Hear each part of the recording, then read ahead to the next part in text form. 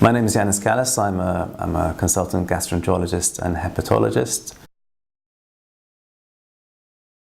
An endoscopy is a very common examination whereby a gastroenterologist will pass a flexible tube into the gut of a patient to look inside with a camera.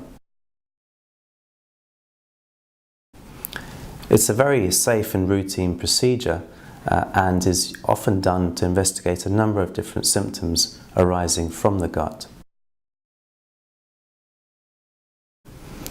It is usually performed with sedation so that a patient is more comfortable and a lot less aware of the procedure, and is done almost always as a day case procedure. The two most common types of endoscopy are gastroscopy, also called OGD, which takes about 5 minutes, whereby a camera is inserted over the back of the mouth and into the esophagus and stomach to investigate complaints coming from the stomach.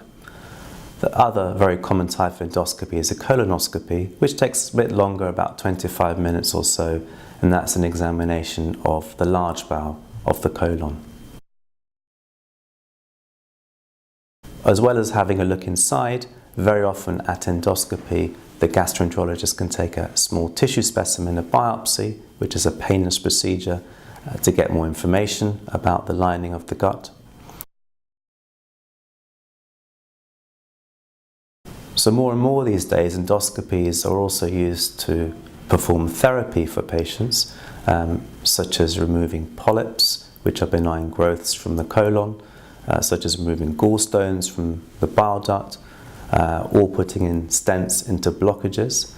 And this is a much less invasive way of doing such procedures than, for example, performing surgery.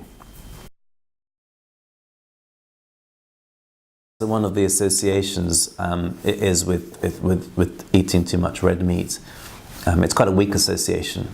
So the relative risk of eating a high meat diet is only slightly above background, which for an individual is not going to make a huge difference, but if you're talking about a population, it will translate into quite a big effect.